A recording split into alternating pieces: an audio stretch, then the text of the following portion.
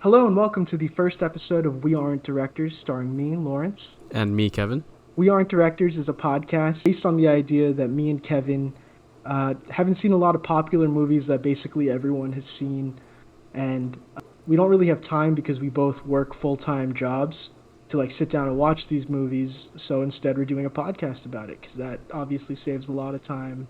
So what we'll be doing is we will be looking through a certain movie's actors and actresses, Rotten Tomato score, going through some trivia.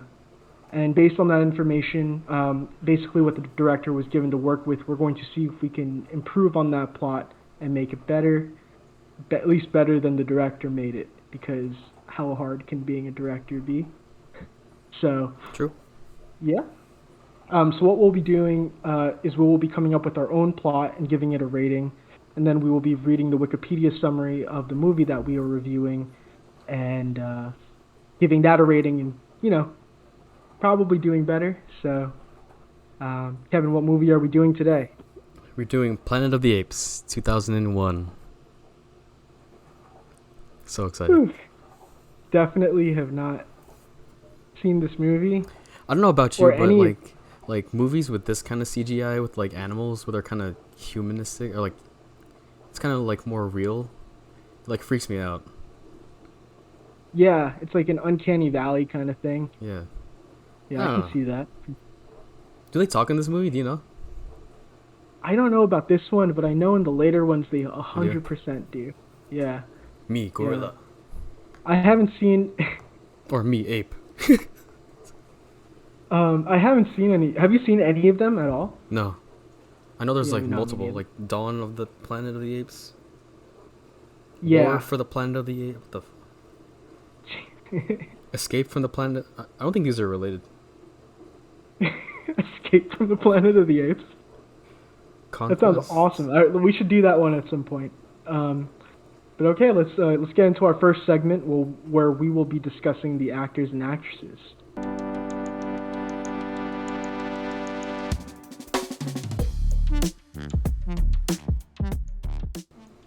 So, since Planet of the Apes was in 2001, I actually recognize a lot of these actors and actresses, not like other movies like 1942's Bambi, where we had no idea who fucking anyone was.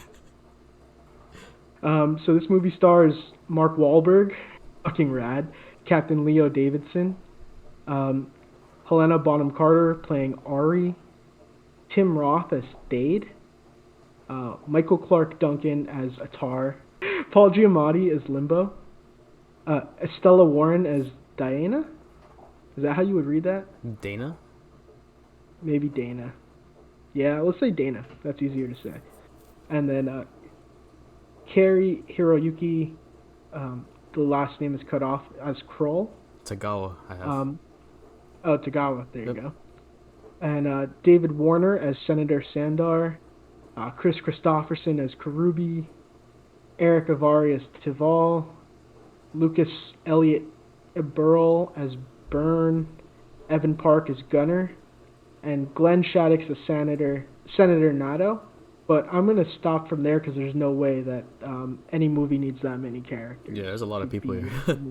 Yeah, that's way too many. So we're going to work with what we got and who we remember. Do you like Mark Wahlberg as an actor? Yes, and I love his restaurants too. Have you been to Wahlburgers? Wahlburgers, yeah, there's one in AC. I went there once. No way. It was good. I mean, it was like a regular burger, but it's Mark Wahlberger's burger, so... Yeah, he grilled it himself. He killed the cow himself, actually. That's what he does. Yeah, they have like clips of it around the restaurant of him. Killing the cows? Oh, shit. Like Bambi style. Oh, dude. Oh, that's how they do it in Boston, I guess. He's like, hey, I'm Mark Wahlberg. I'm going to kill you. A Boston accent. Khakis. Hey, cow. Hey. Get off my car. Yo, you fucking... Am I in Boston? No. I've been to Boston once, Yeah. Me too. I've never been to Boston.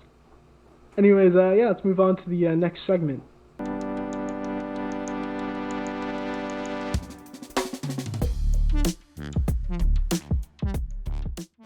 All right, so Kevin, hit me with the Rotten Tomatoes score. So Rotten Tomatoes score is 44% on the tomato meter out of 159 reviews. The audience score is 27% out of 250K plus ratings. Oh, dude, we were gonna fucking annihilate this director. Yeah, so who when directs this movie? Yeah, like when we did Bambi, like the scores were like significantly higher, right? It was like 90 to 73 or something. Yeah, the odds were definitely against us for sure. Yeah, so I think that's why we kind of struggled during Bambi. Yeah. Well, let's see. Like maybe the more podcasts we do, like we'll shine with lower tomato scores. That might be like like a hint of how the podcast might go. So stay tuned, folks. Sure. This is a low-scoring Rotten Tomato movie, so let's see how it goes. Yeah, we're gonna knock this one out of the park. We might make the best movie ever made just because this one stuck so bad, you know? Yeah, sometimes when we do these things, the plot that we make ends up kind of being better than the actual plot. Like every single time, basically. Yeah. And we've done this like twice. So we got we don't count Life of Pi because we really badly lost that one. Yeah, so that Rotten Tomatoes score was for this movie when it was directed by Tim Burton. Is he the dude that did Nightmare Before Christmas? That sounds right. Why fucking fact check, right? Fuck it. Let's kick his ass, but before that we need to get into some trivia.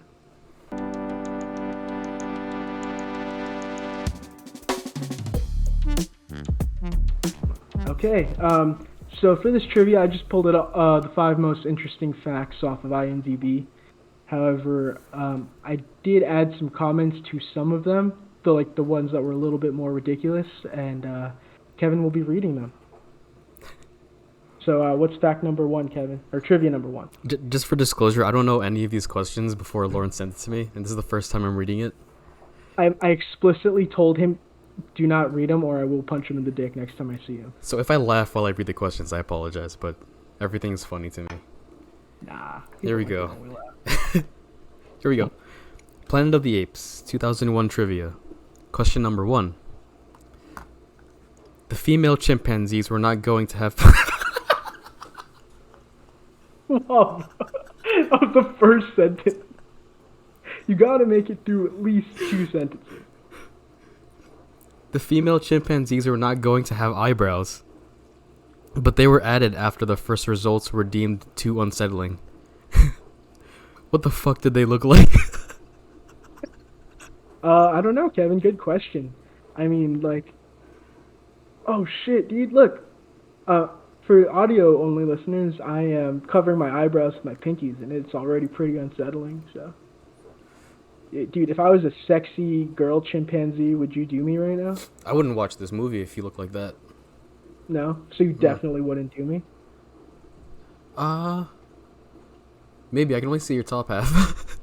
I'm packing an ass, don't worry. How about now? Ooh. Absolutely would do me. Who, you right? You? Yeah, so I just thought that was pretty interesting because, like, why would they do that? Like, I don't know. Perhaps... eyebrows are a sign of masculinity for chimpanzees? I don't really know. But let's move on to the second fact. Or trivia, fuck. Question number 2. Ari was first planned as an ape princess and the romantic interest, but 21st Century Fox vetoed any kind of human-ape romance, calling it weird and unnatural. The veto stood even after Tim Burton offered to make it platonic or just implied. That's pretty hilarious. Honestly, yeah, dude. Like, that's why I asked you that question, actually, for the last trivia. Because, like, imagine this went completely other way, and it was eyebrowless, sexy girl at apes, or chimpanzees, and one of them was fucking Mark Wahlberg, dude. That'd be so sick. Sick for the gorilla. And that's probably... God bless. And that's probably why this movie didn't score very well, because people wanted to see human ape fucking, dude. Like, who wouldn't? Well, at that point, it would just be like bestiality porn, wouldn't it? Yeah, no, but there would be a curtain, you see. Mm. Because I believe this movie is only PG-13, and so you can imply, but you cannot show. Okay. So. Fair enough. All right, let's go to trivia number 3. Number 3, this I can read back to back, right? Yeah, 3 and 4 you can read back to back. Here we go. Tim Burton himself insisted that this movie was not a remake, but a reimagination of Planet of the Apes 1968. It uses the idea of an ape-inhabited planet from the same source material as the 1968 movie, but ultimately tells a very different story. Tim Burton said that he would rather jump out of a window than direct a sequel to this film. Tell old Timmy to get jumping because we're directing this motherfucker now. And that's why we're here, folks. I thought this was such a perfect fact for our first episode, because we will be coming up with a better version of this movie that would probably deserve a sequel, and we would probably be happy to direct that movie. So no defenestration. I just want to say now, before we finish or get any further, Tim Burton, I don't know if you're still alive, but you're welcome. Yeah, oh, you're welcome. We are taking this heavy load off of his shoulders, you know? He's been carrying this since 2001, probably longer. So that's a big load. Yeah. If there's anything me and you are used to, it's big loads. Big loads. The strongest part of my body is my face. Okay. I don't know if we can keep that in, but let's okay, let's move on to the last fact. Okay. Number 5. Fact number 5. Famous podcaster Joe Rogan has previously described walking into the blackest neighborhood he could find as walking into Planet of the Apes. You got it? Please read the fact. Do I have to? No, you do not. No, you do not. I obviously. Okay, go ahead. Yeah, you don't have to read that. So obviously that's a fucking horrible thing to say about anybody, or any race of people, any group of people, any denomination of people, comparing them to gorillas. So, fuck Joe Rogan, first of all. But that last sentence that Kevin could not read states, I, Kevin Toledo, fully endorse his comments. And I did not write that. Yeah, now that we got through the trivia, let's move on to coming up with our own plots.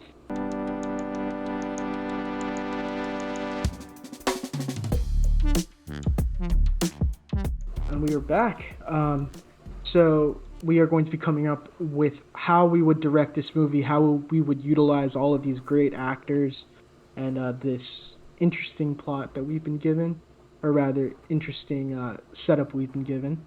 To make it a little bit more fair, we will be using the 1 or 2 sentence blurb from IMDb to guide our plot, just, so we don't go in a completely different direction, even though we still might.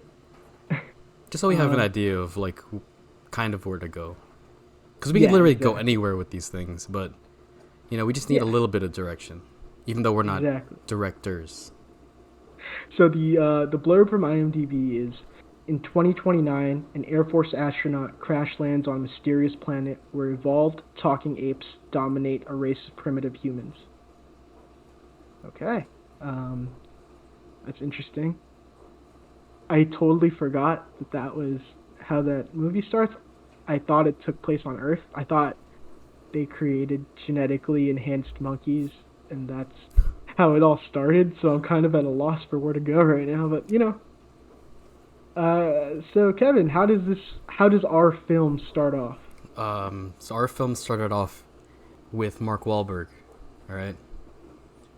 Mark Wahlberg is playing the part of Captain Leo Davidson, but he's not a captain yet. No. This is the origin story of how he became Captain Leo Davidson. Oh shit. So we started off with him training for the Air Force. Right? And he's Air Force astronaut. Cool. So is he part of the space team? Should he be in a space team? I mean, Space Force? Space Force? So he'd be part of the Air Force or like NASA? I think if he's defending Earth, it would be Space Force. If he was just exploring space, it would be NASA. Okay, so I think he's part of NASA, based on this plot. Okay. So he's training to become a NASA astronaut after his courses in the Air Force. Because after he was in the Air Force, he was kind of like, I don't really like this whole fighting in the air kind of thing. I want to be flying, but I want to see some freaky shit and not almost die. Was his time in the Air Force just the movie Top Gun? Wait, that's Tom Cruise. Fuck. Tom Cruise. I haven't seen Top Gun. Me neither. But I totally just mixed up Tom Cruise and Mark Wahlberg. But okay. So he is this an infamous Kevin montage sequence where he is in the Air Force doing a super good job and like just dominating, or what is his journey here? I think at a certain point when he was fighting, like in his little jet fighter, his little TIE fighter, he's like, choo, choo, choo. He's like just in the air cruising. He's like, I don't want to do this shit anymore. I want to be in space. He wants to be in space. Yeah. And that's when his journey of training for NASA starts. Because then he starts turning against his team. He's like, fuck this war, blah blah blah. I don't belong in the Air Force. And then the montage starts after he touches the ground. And this is like a sad montage though. It's like one of those, like the Hulk when he's like walking away with the little thing. It's like sad. Yeah, he's like hitchhiking with his thumb up. Okay. But then it picks up to him like turning his life around, training for NASA. And around this time, it's 2029, so we have to be a little more futuristic. They have gorilla classes at NASA. Where they learn about gorillas, they learn how to be gorillas, they learn how to talk like gorillas because they don't know what they speak yet. Oh, I thought you meant the other way, that they were teaching gorillas how to go to space, but you mean they're teaching humans about gorillas. Yeah, maybe they were teaching gorillas about space too, but that's on the other planet. Okay. All right. Oh, you know what? I think there's like those like split-second cuts where there's a chimpanzee or the main Planet of the Apes person has to be a gorilla, right? Like a badass silverback. Yeah. So I feel like there's like a less badass silverback, or maybe just an adult male gorilla that is not a silverback yet. And there's like these quick cuts to when Mark Wahlberg is like going to grab a cup of coffee. It's like for a second it becomes a gorilla hand, and it's like grabbing a cup of coffee too. Stuff like that. Oh like, yeah, that's nice. He's flying his plane, and then suddenly it's like a different plane and a gorilla piloting it, and then it snaps back to Mark Wahlberg. I think that would create like a sense of what the heck, like what the fuck in the audience. I don't know why I censored myself. Yeah, that'd be nice. It's kind of like they're living two of the same lives on different planets. Exactly. But we're looking at the point of view of Mark Wahlberg because the audience is human. For the most part, probably. Most part. Okay. Yeah. Yes, that's the montage. It's him. It's him training for NASA, getting ready to explore space for whatever new space mission they have, which apparently is about gorillas, because they're training them on about all this gorilla shit. And I'm assuming that because they're learning all this, that's their next space exploration, is their life on another planet. And if so, are they gorillas? And if they are, why is it gorillas and not aliens? And if that's the case, are gorillas technically aliens to us? Oh, okay, this is going too far. I think that's interesting. That's an interesting thought. Yeah, why does this other planet also have gorillas? And I think actually what this whole thing is Mark Wahlberg and his team think that it's just a trip to space. They think that they are just going to space to go find this planet that supposedly has gorillas, but really what it was is the fucking... What's better to have in a movie as a secret shadow power than the Illuminati, Ooh. And so what they did is that when they were they had done some experiments actually. NASA did where they taught gorillas about space, and what they wanted to do was see if they could get these gorillas to a different planet to see if they could make this planet hospitable, but they don't have to worry about like the gorillas revolting or anything because they're dumbass gorillas. You know what I mean? Yeah. Okay. Right? And so that's what they thought. But then the gorillas revolted and they took over this planet and they enslaved all of the like cavemen like humans. And they took over, and so Mark Wahlberg's team is actually going there to secretly eliminate them, but they don't know that yet. They won't know that until maybe they're in space or something, and it's too far to go back or like nope out. And I think at this point it cuts back to when Mark Wahlberg was a kid, and his dad took him to a zoo, and he's at the zoo. He has like a big fucking lollipop. And he's like, "Oh, I'm so dumb and I'm an idiot." And he goes up, and there's like a bunch of gorillas in a pen. This is like his favorite exhibit. He went to a bunch of other ones, but he didn't care. He's holding like a plushy gorilla. Like this dude loves gorillas. It's kind of weird.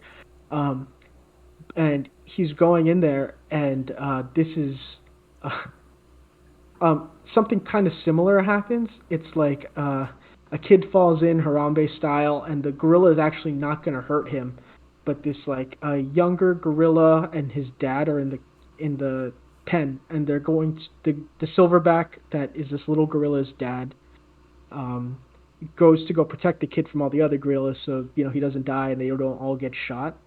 And what happened was the zookeepers thought that he was actually going to go attack this kid that fell in.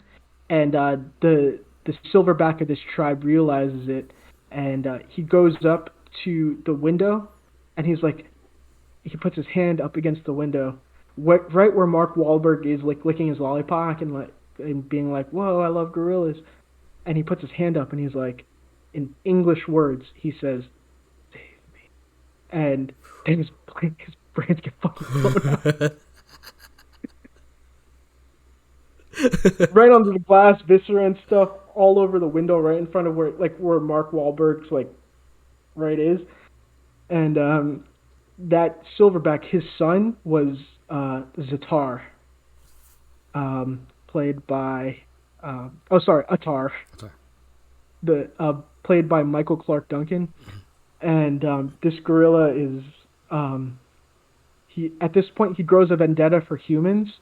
And he wants to find a way to like up his place in gorilla society, because these gorillas have secretly been taught how to speak English because they're all secretly super intelligent, and so they get hired by NASA to go into space. And this is the crew that gets sent to space that Mark Wahlberg. So it's basically this gorilla whose Mark Wahlberg's hand was flashing in and out of was Attar, who was also doing the same training he was just earlier. So he's better than Mark Wahlberg. I mean, Captain Leo Davidson. And so we go to space, and I guess Mark Wahlberg's in space, and you take over. What happens next? They just got told that their mission is to eliminate all of the gorillas on planet G. Planet G. So they're all in the same spacecraft, right? Or are they flying different spacecrafts? The gorillas are already there. So Attar's team was the one that bred and created a buttload of gorillas in like a few years through cloning technology, and they took over that planet and enslaved all the humans. So he's already there, and Mark Wahlberg's on the way. Yeah. Oh, okay. All right. So they're in space, and they just found out what their mission is. To eliminate the gorillas, correct? Yes. And then Mark Wahlberg is there freaking out with his team. Who's part of his team? Let's see. I don't think it's Helena Bonham Carter. I think she might be a gorilla. Let's say Tim Roth. I think his name is General Thade. General Thade. Yeah, he's there. Let's make Limbo. Okay. And David Warner as Senator Sandar. He got jealous of Elon Musk and Jeff Bezos going to space, like going to the moon or whatever in orbit, and he wanted to like beat them because he's like a grimy old fuck, and he wanted to go out into space, and he didn't know this was happening when they just assigned him to the mission. Okay. Yeah, so we got a human team. So we have 4 men in a spaceship going into planet G to eliminate the gorillas on there. Yeah. And they just found out their mission. And now everybody's freaking out because they thought they were just going to go there, you know, like Neil Armstrong, that shit. Go in, just like put a footprint and be like yeah, and then just like run back to the ship and then skedaddle back to Earth. Mm-hmm. But then their boss back at NASA was like, change of plans. We've armed this spaceship with galactic guns that are only viable on the planet of which you are going to. Your mission is now to eliminate all life form there so that we can create a new planet. Oh shit! It's kind of like how like meteors destroyed dinosaurs. It's humans. It's like humans this time are the meteors, but we got guns. Yo, imagine if meteors had guns on the dinosaurs. Yeah, imagine if the meteor had guns, but imagine the dinosaurs had guns too. It would have been a much closer fight, I think. Like anti-meteor technology? Yeah. Like a bunch of guns to shoot at the meteor while the meteor was shooting. Sounds like a mess. Yeah. But I mean, I'm just saying metaphorically that's what it would have been like, you know, because they're going to go to war. Because these gorillas got guns, they got swords, they got knives. Exactly. They have no idea. Yeah. So they're about to go in and invade this place. And they're all freaking out because they had no training. All they knew how to do was just, you know, put on your spacesuit, you know, fly a little bit, how to brush your teeth and fuck with a toothpaste. You know, all that typical NASA astronaut shit. And now they gotta fight with no prior training, except for Mark Wahlberg. He was in the Air Force, but he only knows how to shoot planes. Yeah. Nothing with guns on the land, you know? Yeah, you're right. All right, so they finally get everything together.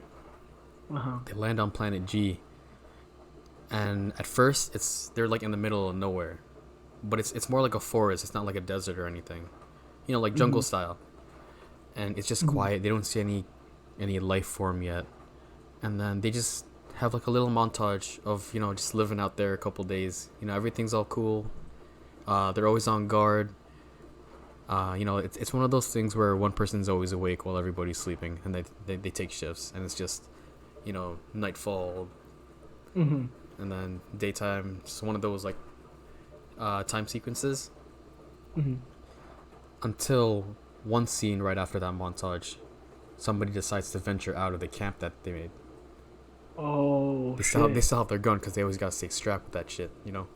Yeah. Who is it that came out? Was it Limbo, you think? I feel like Limbo's a wild card. No, yeah. I feel like Limbo is Paul Giamatti, so he's probably comic relief. Maybe it's I think it's like Senator Sander. Oh, Sander. Okay. Sander, because he was the jealous one. That was jealous of Elon Musk and Jeff Bezos. So he's like, you know what? I'm here. I'm gonna one up them. You know, I'm gonna go out there and do some crazy shit. And I got a gun. And he looks like a freak too. David Warner. I think he's like a very respected actor. Oh. Oops. Sorry, David. I don't know. I'm not a director. Who cares? Okay, let's not say freak. He looks like a madman. He does. Okay, yeah, he does look like. Yeah, he looks like that type of dude. Yeah, a wild card, if you will. Yeah. So he goes out there and explores. And he's walking through the forest with his gun on his shoulder like this, looking around. And then all of a sudden he hears some rustling. It's leaves blowing in the wind. And he's like, oh, it's just wind. It's only wind. And then next he hears a thump. He's like, boom. He's like, oh, that's not wind. And then he hears it getting closer. It's getting louder. when you're in the movie theater, that's when your chair starts vibrating. You're like, oh shit, this is an IMAX. I didn't pay for an IMAX ticket. We made it to 4D, bro.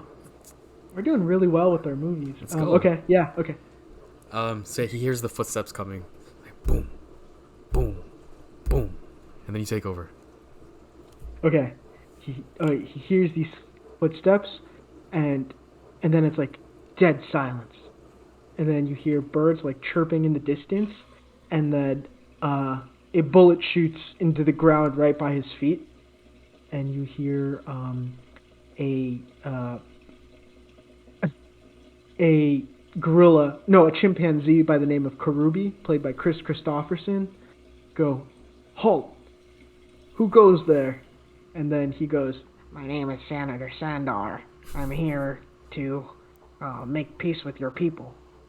And Karubi is actually very distrustful of him, and he readies the sight in his aim. And then another gorilla with a very familiar hand grabs the muzzle of the gun and points it down, and he goes, "No, we should speak with them first." And that's Atar, Michael Clark Duncan. And so Senator Sandar is like, he goes with them, and he's telling them actually all about the plan for the humans to be there to kill them. He tells them exactly what they're packing, exactly like how to beat the humans, because he hates Earth, he hates Musk, he hates Bezos, for good reason, probably, but he hates them. And he wants to take over this planet as the first gorilla billionaire. So what happens is they actually take him back to the gorilla testing facility. Meanwhile, it cuts back really quick to the humans, and they're like, he's been gone for a while. And then Dade's like, who cares about that guy? Just if he dies in the forest, he was just dead weight anyway. And then it cuts back, and so Senator Sandar's like, I'm so evil. I'm gonna screw over these gorillas and screw over the humans, and I'm gonna take over his planet. And when he's thinking that, he gets like an evil smile on his face, and Atar notices it, and he does like you know how gorillas know sign language sometimes? Mm.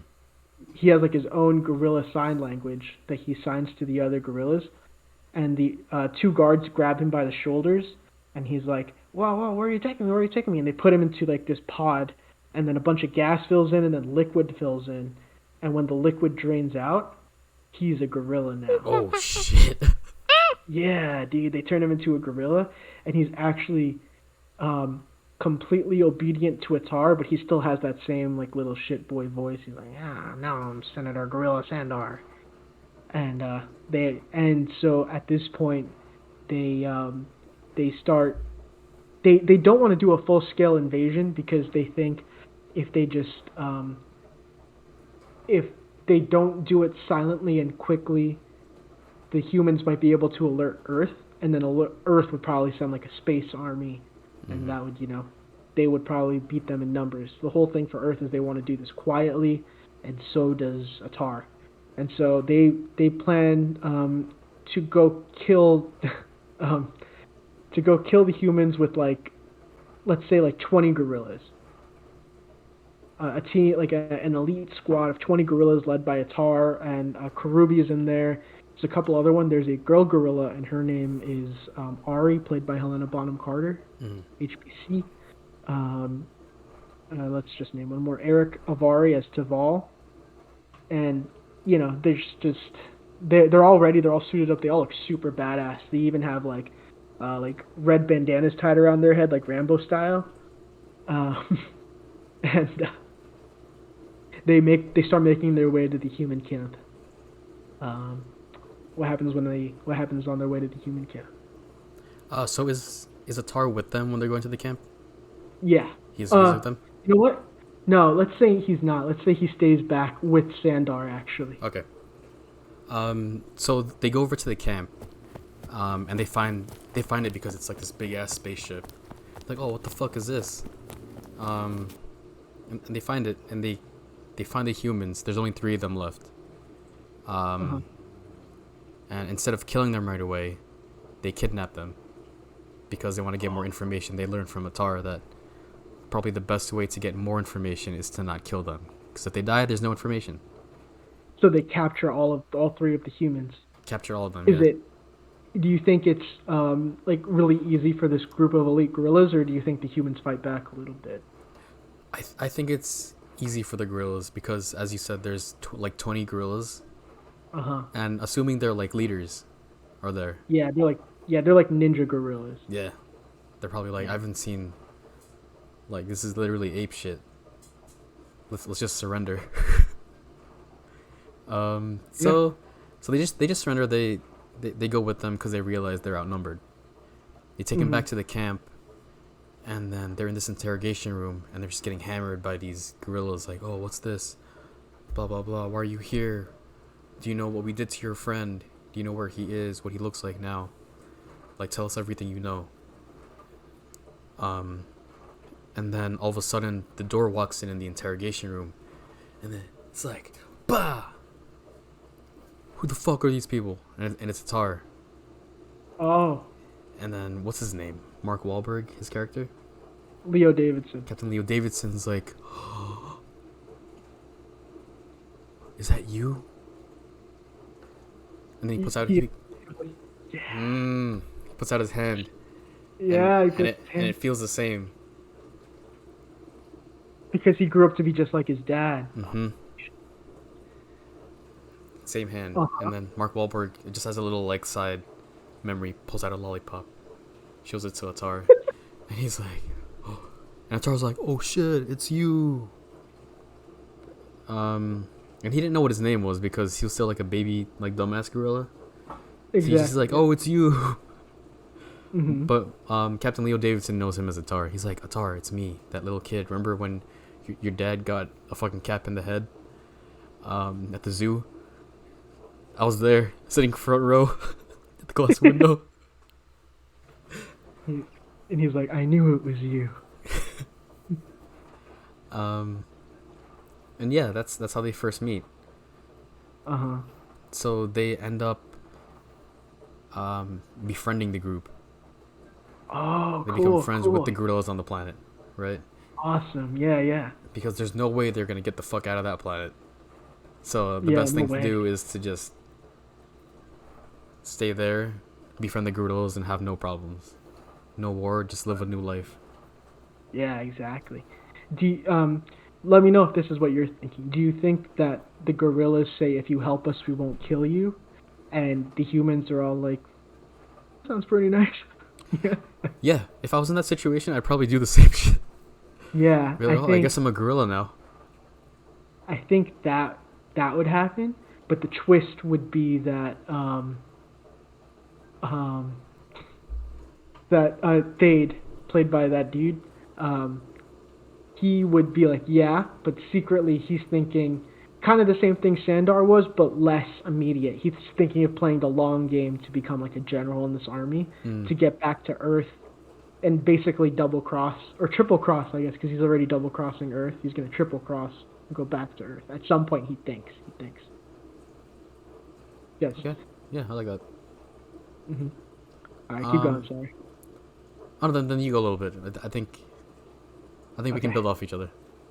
Okay. So Atar, they get captured. I think they're still captured? Yeah. Okay. I think Atar and Mark Wahlberg actually hit it off. They have like a good relationship, and how dumb do you want to go with this? Pretty dumb, right? Fuck it, yes. Okay. I think they actually have a good relationship. Like, they know that the human army probably won't get there for a while, even after not receiving signals from the human like group, because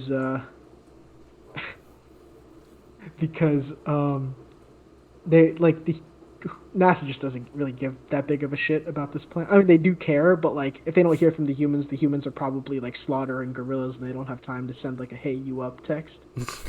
So WYD, baby. What you doing, NASA?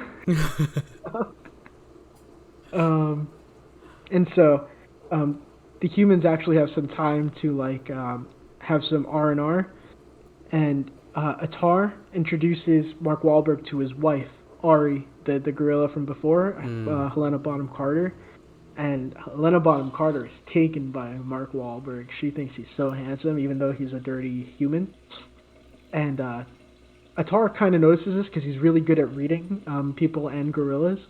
And he notices this, but he thinks maybe, his wife's just being like nice to a human. It's her first time meeting one. And but it's real flirting. And Mark Wahlberg, dude that he is flirting back. And that's starting to piss off Atar a little. And one night after dinner, Atar drinks too many Bud Heavies, and they're back at the base. And here's where Tim Burton... Oh, wait, no, Tim Burton pushed for it. Here's where the producers that originally released this movie were too cowardly to go. We're gonna go there because we are progressive, innovative directors. We aren't directors, sorry. Progressive, innovative storytellers. Mm-hmm. Right. Mark Wahlberg and Ari start making the fuck out. And they're like getting hot and heavy. But remember, this is a PG movie, so they're not gonna, none of that. Curtain. But like they're making out, things are getting... Mm-hmm. They got the curtain. Oh, curtain. I thought you were doing a cut. Sorry. Yeah, they have a curtain. No, actually, we don't even need a curtain in this scene. You can put the curtain back. So they're actually like, he's undoing his space pants and the buckles, and then Ari's like, "No, you can't do this because I'm a gorilla. If you want to be able to do this with me, you have to come. You have to come. Let me take you to the pod that we took Sandar to." And Mark Wahlberg's like, "Oh shit, damn, dude has nutted in like, I don't know, however long space travel took. Let's say several months, if not maybe a year or so, because like hyperspace travel, So he's like, fuck. He does not have post-nut clarity, and he's like, fuck it, turn me into a gorilla. And she starts taking him to the pod, and how does it go from there? And yeah, he turns into a gorilla. He just just that easy. That's it. He's like, it's like one of those, another montage of him just, hair everywhere. Dude. His face is still like the same though, but not the same skin. It's like, like gorilla skin face, where it's like that wrinkly, like grayish, bluish kind of thing. Yeah. So you can still tell it's Mark Wahlberg just in gorilla form. And then Ari sees him and she's like, oh fuck, he's hotter. So the second he jumps out of the pod, they just start.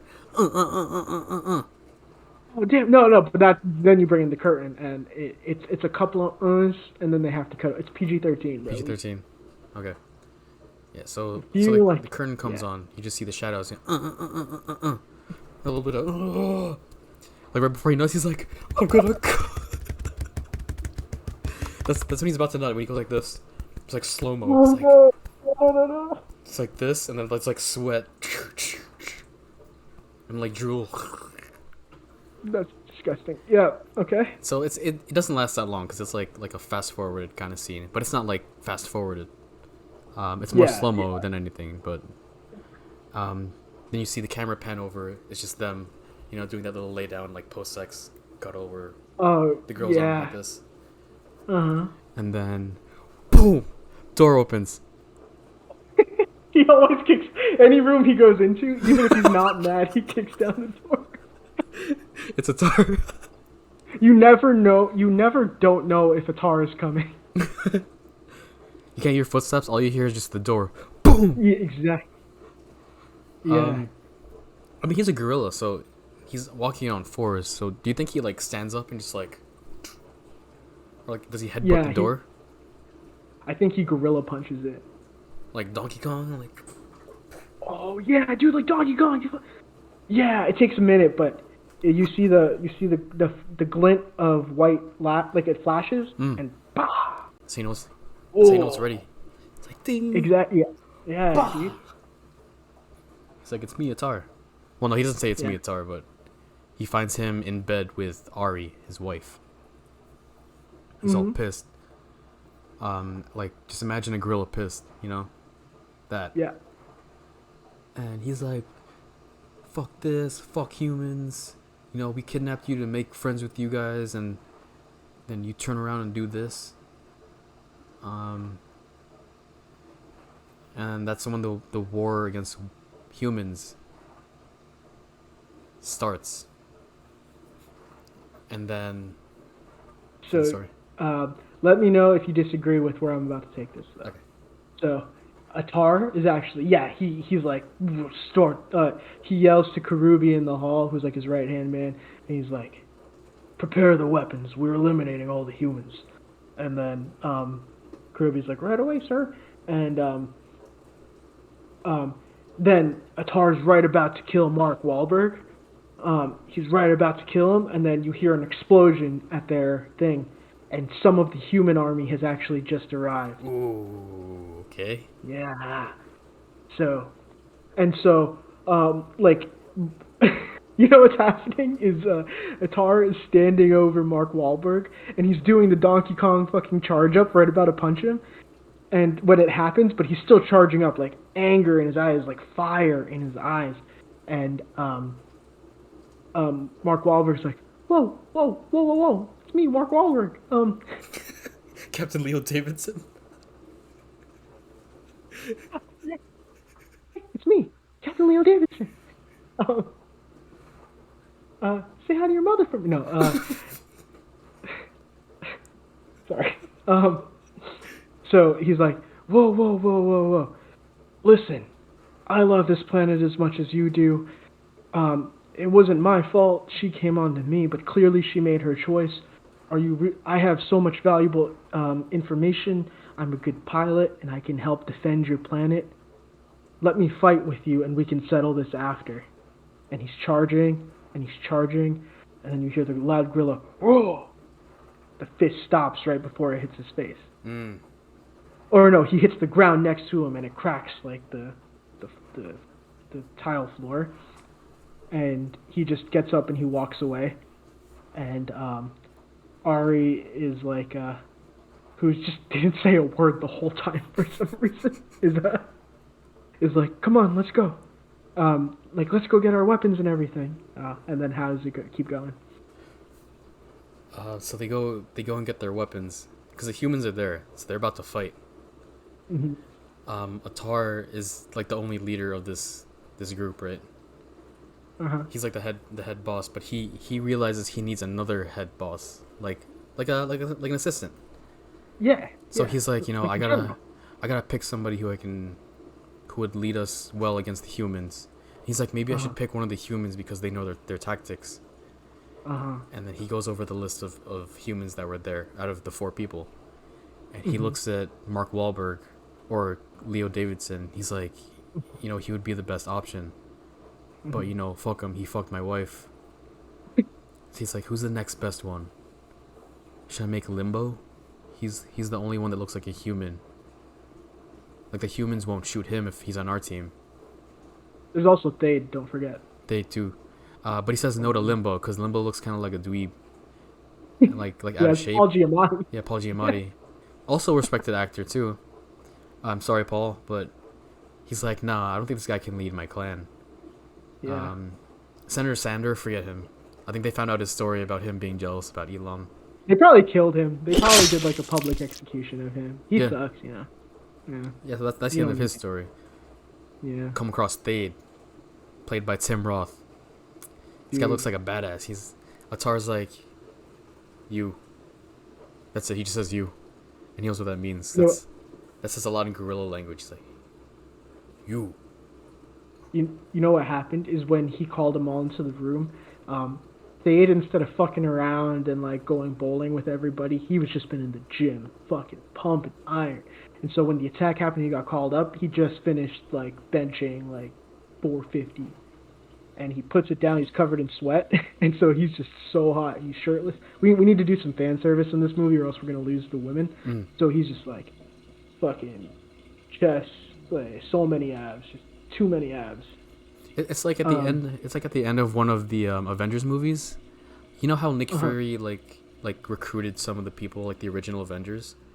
I think it was after one of the Iron Mans, right? When he recruits Captain America. When he's at the gym punching the bag. Yes. Was that it? Yeah. I don't know, but I know what you're talking about. Yeah. It was the recruiting style like that. But it's not the end of the movie. It's like, you see Atar walking into some guy at the gym, training. And that's how he finds one of his captains for his team against humans. So he picks him to be the boss. And that's how he becomes the boss of the gorillas. And that's his way in. When this whole time, there's something on the back of his mind. Yeah. So they send out like an emergency signal because the humans are here. It's like Paul Revere. The humans are coming. The humans are coming. They have a little monkey scream on the speakerphone. It's like, oh, humans are here.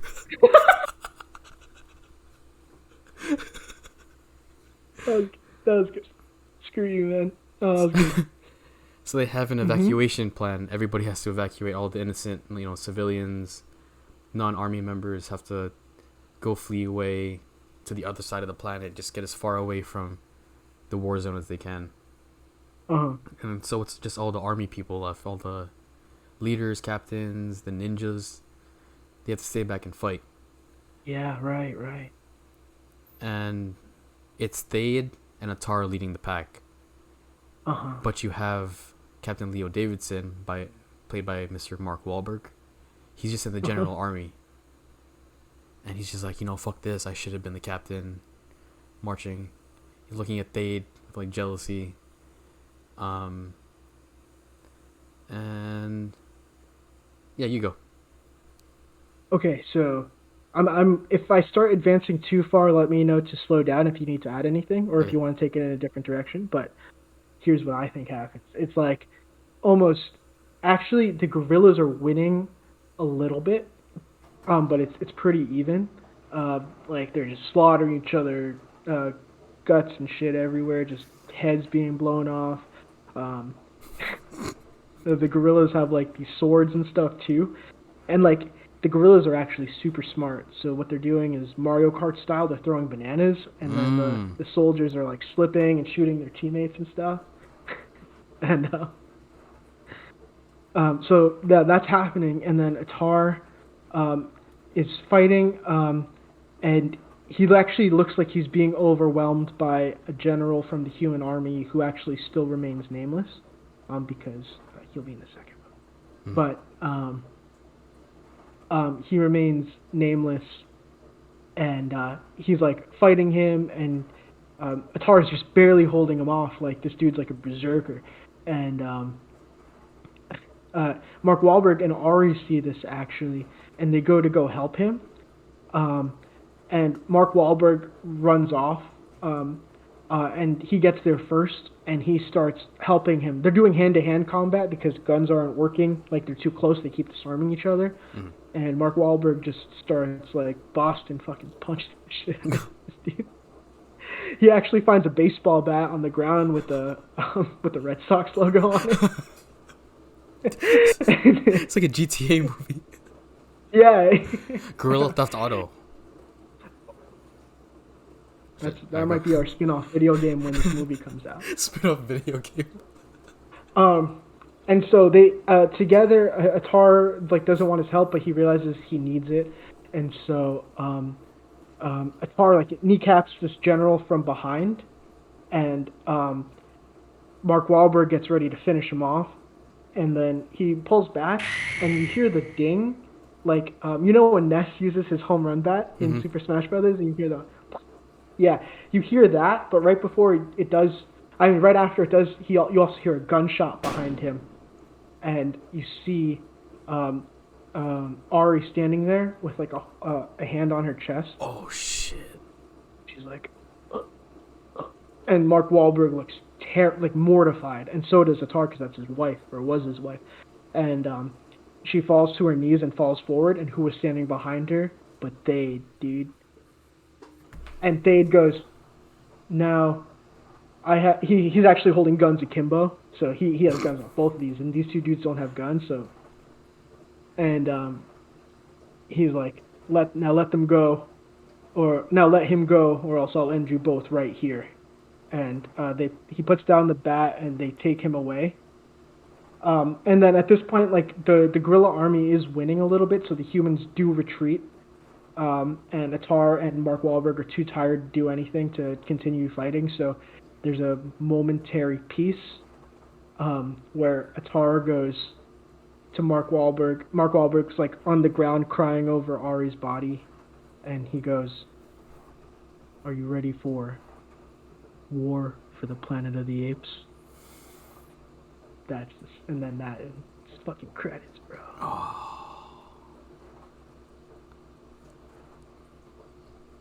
That was pretty intense. Man. That was pretty intense. Yeah, that was pretty cool, right? So you had me wondering like which direction you were going. I had no idea. I was like, "Ooh, this is cool. What's gonna happen next?"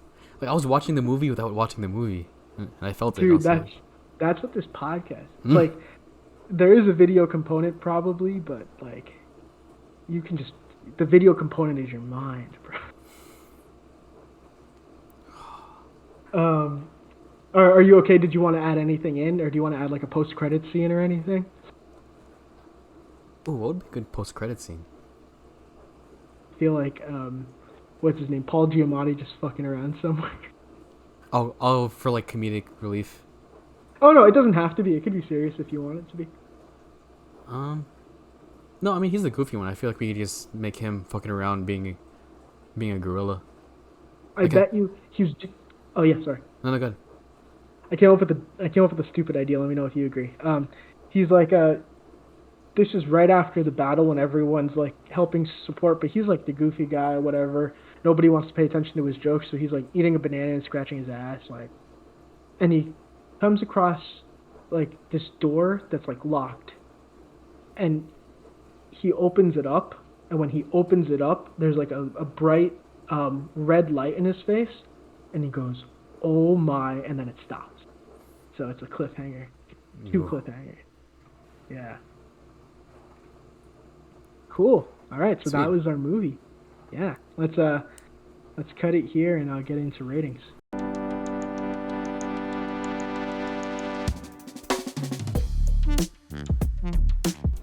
All right, so now we're back into the podcast. We're going to be getting into the rating of our version of Planet of the Apes, 2001, but set in 2029. So Kevin, how would you rate this movie that we just told the story for?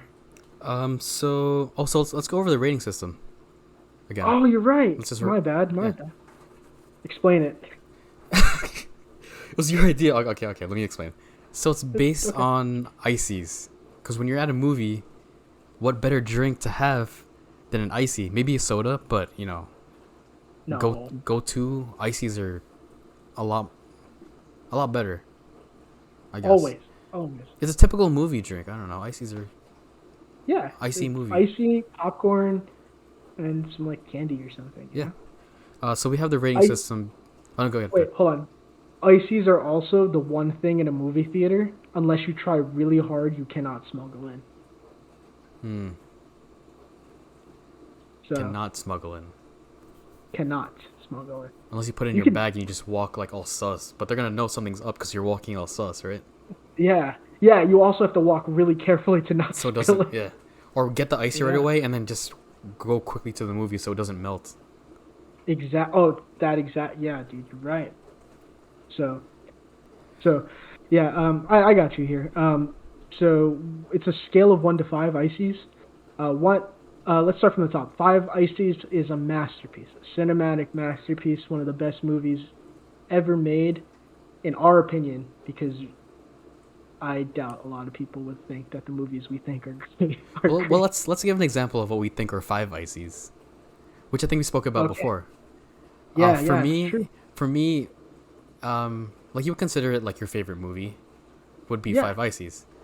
Mine is White Chicks, not similar to Planet of the Apes. It's like a comedy, but to me, that was 5 ices. What about you? that's a 5 icy movie, dude. So my favorite movie is actually, get this, it's an MMA drama called Warrior. Okay. Starring Tom Hardy and Joel Edgerton, I think. And that movie is just like very well acted, very dramatic, and I think it's really good. Also, the ending scene I think can make anybody cry. So really good. So yeah, so that's a 5 icy. So yeah, like basically what you would consider to be your favorite movie audience would be a 5 icy. Right. A 4 icy is like a pretty good movie, like definitely a movie that you would watch again. Like, you know, like something that you would definitely like put on if you saw it on, and you like it a lot. 4 icy is actually, I have a really good one for me, and that is The Blind Side starring Sandra Bullock. Okay. Dude, that's the movie with right?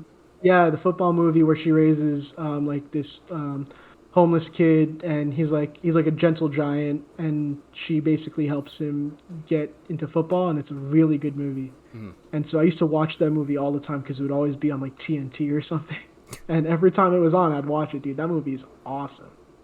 But it's not like the best movie ever made because, and it's just not. Yeah.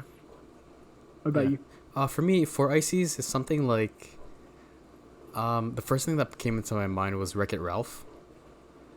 Because it was a good movie. I like appreciated the movie. Yo, shout out to Kurt. Doesn't he love that song? Oh, the one by Al City? Yeah, I know. I think Fun. No. No, it was the. Oh. Whatever. Shout out to Kurt. Yeah. Congratulations on your engagement. And apartment. And apartment. Oh yeah, congratulations on your apartment. Yeah, we have no idea where you live, so we can't fuck with you. Also, Lawrence lives in California. He's also probably not going to listen to this. Nah, it's okay. Maybe he will now. Now that people hear his name on the podcast. Yeah, it's true. Maybe. Hi, Kurt. Hi, Kurt. Miss you. Okay, so yeah, Wreck-It Ralph. Okay, gotcha. It's not something that I would watch as often as White Chicks, but it's like a warm-hearted movie for me. It's nice to watch. Yeah, I feel you. Okay, so 3 ices. I feel like it'd be a good movie. You know, you wouldn't feel bad that you spent money watching this. You'd probably be pretty happy. Like, you know, whatever. You got to do something for an afternoon. That's pretty. You know, that's pretty cool, I guess. I feel like a movie for that, like me, would be Black Widow. Have you watched that one yet? No, I haven't seen it. It's like okay, like it's like an action movie. I don't know. It was alright. It's just my whole review of that movie. You know, I would give that movie a 3 out of 5. Yeah, I feel like that's an appropriate like response to a 3 icy. Like you don't know how to describe why it's a 3 icy. It just is. That's okay. All of What about you? I'm sorry to say, but I think Frozen is like 3 icy for me. Oh, fuck off. I don't care. I mean, it's a nice movie. Borderline good movie for me, but I did fall asleep in the movie theater while watching it. Right. But when I did watch it fully awake, it was pretty nice. But the fact that I fell asleep watching it in the theater, I think, says a lot about my rating score. So 2 icy. I'm trying to think of an example for this. 2, I would say, is a movie you would probably be upset you spent your money for, but not that upset. Like the acting. 2 is either the acting was pretty bad, or the CGI was pretty bad, or a combination of both. Mm-hmm. Like maybe plot points don't make sense, or you just weren't vibing with it. And like, I feel like a 2 is still high enough on the scale that some people might like the movie. Like, some people might tell you to go watch this movie, when you watch it, you're like, oh, that kind of sucks. Yeah. So, I gotcha. So what are you thinking for it, too? For me, I got one right away, actually, when I heard you describe it. What is it? It's kind of lame. It's one of the Twilight movies. Eclipse. Breaking Eclipse. Eclipse. Because I give it a 2 because I would watch it again, but this one I especially didn't like. It was Eclipse. That one I... Yeah. That's okay. That one I fell asleep for sure. Like the longest I've fallen asleep in a movie theater. Because it's just dialogue on dialogue on dialogue. And I was just like... And no vampire fucking in that movie, right? I don't know. Maybe I was sleeping during the vampire fucking... But I do give it 2 stars because I would watch some of it because some of the other Twilight movies, in my opinion, were alright. So I feel like it's essential to like watch every Twilight movie because it would make sense in the end. Right. But it was boring. For Man, me. your description of that movie gave me I had no idea. Your description of that movie gave me a good one, and that is the first Hunger Games movie. I remember just being like, this is kind of interesting, but also like I feel like most animes have done a better version of this story already. And I was watching this movie like in high school or college, I think. There's a lot of hype on that movie too. Yeah. The Hunger Games there's like that hand signal that everybody was doing. I don't know, some like gang shit. This is I come in peace. Yeah, I don't know. That movie sucked. Fuck that whole series, honestly. Okay, let's go to one. One is a piece of dog shit. Just like, why waste your money? You'd never want to watch it again. I wouldn't say the mere mention of the movie makes you angry, because I think that's what a 0 should be. But I think a 1 is like a very, very bad movie. So what would you think? Do you have one? I have one, and it's gonna make, I think, a lot of like pretentious movie people mad. I don't know if I know any pretentious movie people. I'm sure I do. But that movie for me is The Green Knight. That movie came out last year. Have you heard of it? The Green, no. Now, I'm not gonna get into the plot or anything, but it's just the most boring, drawn out fucking. Why did you make me sit through two? I watched it on the plane, I think coming home from New Jersey. The last time I came home, the last time I came back home. I watched it on a plane because I couldn't fall back asleep, and I just felt like I was wasting money flying on a plane watching this movie because nothing really happens. And it's just a bunch of like slow cinematic shots of like, it's actually very beautifully shot. I will give it that. Like, cinematography was amazing, but like, it was so boring. I've never been so bored in a movie. Cool. Any ideas for you? Honestly, I don't know. Like, I'm sure I have one. I probably just didn't like it so much that I put it out of memory. Like I'm sure if you list off movies for me, I can tell you one. Okay. I've seen a lot of bad movies, but I just can't remember what they are. No, I don't blame you. It's okay. We don't need to get into that. Okay. So, I guess let's get into rating this movie then. How would you rate this movie that we came up with? I'm not gonna lie, it was pretty good. Me too, yeah. Like, I'm kind of not interested in reading the plot because I know nothing might not be able to beat it. You know what I'm saying? Yeah. Especially since this movie scored so poorly on Rotten Tomatoes. Mm-hmm. So we had a leg up. I would give it... I would give it a 4. 4? Yeah. Because at the end of the day, it's us making the story. Yeah. And it turns stupid. So I have to take off an icy for that because it is us. Yeah, I don't know if me and you will ever be able to seriously give ourselves a 5. Unless, like, we write a movie that, like, we should just turn into a book or something, you know? I agree. Yeah, what's yours? What's your rating?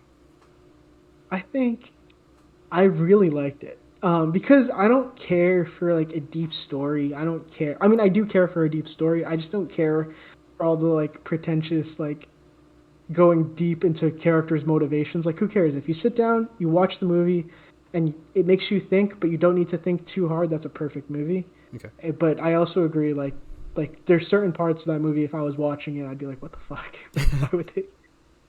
Why did he turn into a gorilla and then nobody mentions it ever again?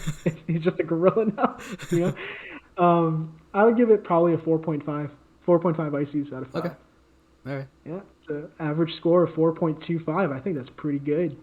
All right, I guess let's get into reading this plot then.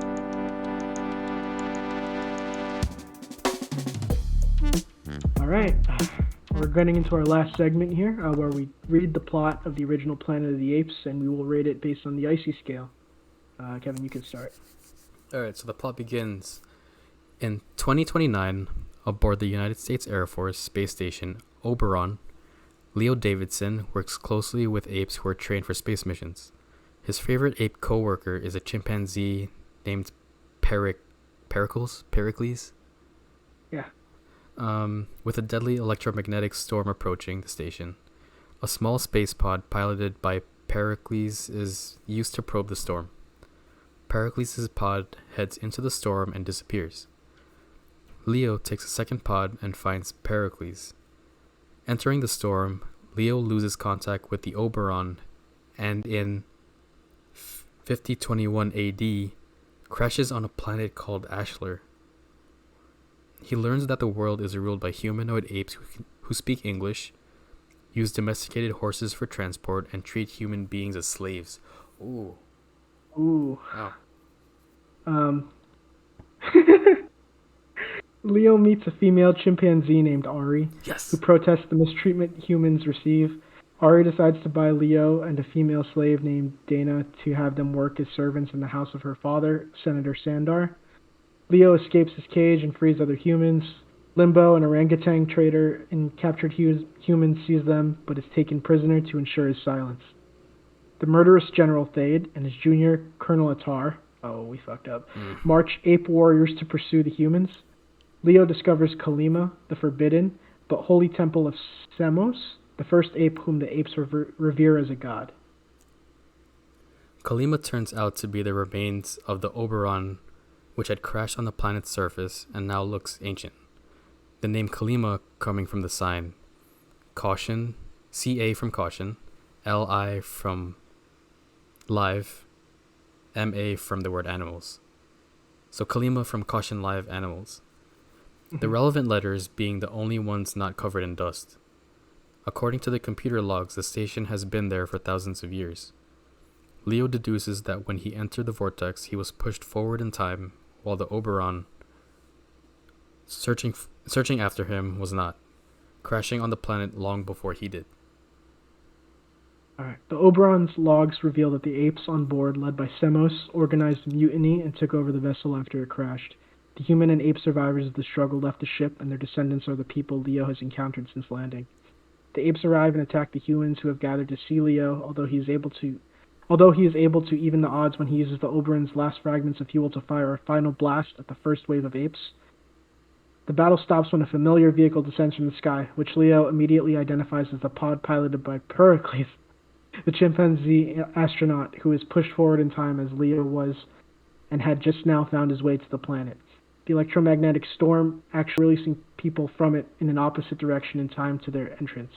When Pericles lands and the pod opens, the apes bow, interpreting his arrival as the return of Samos, and hostilities between humans and apes suddenly cease. Pericles runs into the wreck of the Oberon and Leo runs after him, followed by General Thade. Thade and Leo fight. Pericles tries to help Leo, but Thade throws him hard against the wall. Thade takes Leo's gun from him and tries to fire it at Leo. Leo sees that Thade is within the pilot's deck and closes the automatic door, trapping Thade inside. Thade fires the gun repeatedly at the door, but the ricochets create sparks that scare Thade, who huddles under a control panel. Deciding to escape Ashler and return to Earth, Leo gives Pericles to Ari, who promises to look after him. After saying farewell to Ari and Dana, Leo climbs aboard Pericles' undamaged pod and travels back in time through the same electromagnetic storm and crashes in Washington, D.C. on Earth. He looks up at what appears to be the Lincoln Memorial, only to find that it is now a monument memorializing General Thade. A swarm of police officers, firefighters, and news reporters descend upon him, revealed to be all apes. Wow. Twist. That wasn't bad. That was pretty cool. Yeah, actually, that wasn't horrible. What the fuck was up with that Rotten Tomato score then? Yeah. On paper, that was a pretty good movie. Yeah. For me, like a 4 also. Yeah, I'd give it a 3.5. I don't know. So, I thought it was pretty cool, but I thought the whole Thade getting scared was pretty lame. I mean, I know he's just a dumb gorilla, but he's a gorilla with a gun. Why are you scared of sparks? You know? Yeah. But other than that, yeah, pretty good movie. Yeah. I give it a 4 Wow. because I'm a sucker for good endings. Like That's true. like the That's, kind that like yeah. blow your mind. I mean, this didn't really like blow my mind, but it was a good twist. Which movie do you think was better? I mean, based on our scores, this is a 3.75, and our score of our movie is a 4.25, which means that we win. Suck it, Tim. I almost said Tim Horton. Tim Hortons. Tim Duncan. Yeah. Yeah. Fuck you, Tim Duncan. Retirement in peace. Which movie would you say is better overall, though? I do like our movie. Yeah, me too. There's a good twist in the beginning, which is very important to keep your audience in the movie till the end. I think they had like monkey Jesus as their symbolism, which made all the monkeys bow down, and it was like, I guess that's kind of cool, but I think like the whole Attar and Mark Wahlberg mirroring each other in our movie was much better, like symbolism and stuff. Yeah. Okay, cool. Then we win. Suck it, Tim Hortons. But yeah, thank you guys so much for listening to this initial episode of We Aren't Directors. Come find us on Instagram at, what's the tag? We Aren't Directors, I think. Yeah, We Aren't Directors. Okay, We Aren't Directors. Yeah, just thank you so much for listening. Tell a friend if you want to. If not, go pound sand. Bye. Bye.